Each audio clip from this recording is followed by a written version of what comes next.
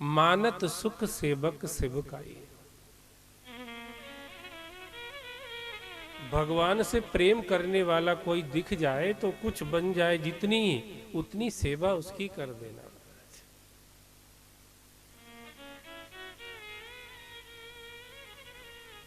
कुछ बहाना चाहिए भगवान को। आप बिल्व वृक्ष जो होता है ना, बेल का बिलपत्र चढ़ाते ना भगवान शिव पे, आप बिल्व वृक्ष पर रोज जल चढ़ाते रहिए और आप किसी से मत पूछो, आपका कल्याण निश्चित है महाराज। 50 महाराज के पीछे जाने की जरूरत नहीं है, एक महाराज को पकड़ लो बिल्व वृक्ष को बस। बिल्व वृक्ष भी महाराज ही है, तुम सोचते होगे बोलते तो है ही नहीं बिकाई के महाराज। अरे ये सब भगवान के रूप हैं भैया। कुछ रूपों से भगवान बोलते हैं और कुछ रूपों से नहीं बोलते हैं, पर हैं तो भगवान है।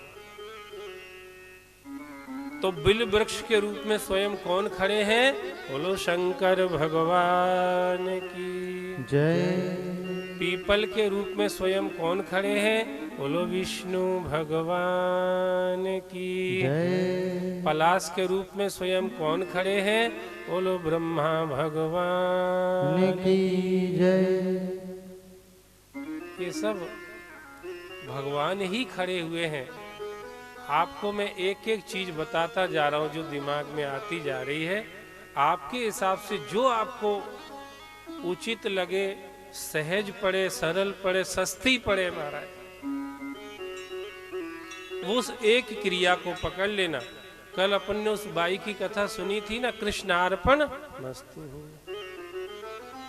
एक ही बात पकड़ ली महाराज, अब उसका पुण्य बढ़ने लग गया। पुण्य बढ़ते बढ़ते क्या हुआ, नारद जी वहीं से निकले, क्योंकि साधु समागम बिना पुण्य के तो होता नहीं है, सत्संग बिना पुण्य के नहीं मिलता है। सो भैया डोकरी नारद जी निकल रहे थे, वो रहती थी डबल स्टोरी पे ऊपर वाली। उसी समय सुबह सुबह का टाइम, नारद जी भी गंगा जी में से नहा के आए थे महाराज। इसने झाड़ू कचरा इकट्ठा किया ही था और खिड़की में से जो फेंका महाराज, सो सीधा नारद जी के ऊपर ही गिरा। अब कोई आदमी नल में से भी नहा के आए और उसके ऊपर कचरा फेंक दो तो गुस्सा आएगा कि नहीं? अभी तो गंगा जी में से कितने कोसों दूर नहा के चले आ रहे हैं गंगा जी में से। अब वो कचरा फेंका वहां तक भी ठीक है कि चलो धोखे से गिर गया होगा भैया, पता नहीं नीचे कौन जा रहा है, पर उससे आश्चर्य की बात यह कि फेंकते फेंकते डोकरी कह रही है कृष्णार्पण मस्तु। अब नारद जी तो हो गए आग बबूला। क्यों डोकरी क्या कर रही है? बोले महाराज जी प्रणाम, नमस्ते नमस्कार, जय श्री कृष्णा, जय महाकाल। महाराज जी प्रणाम आपको। क्या कर रही थी?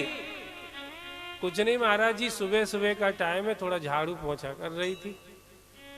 बोले झाड़ू पोंछा कर रही, वो तो समझ में आया, पर ये कचरा फेंकिया ना?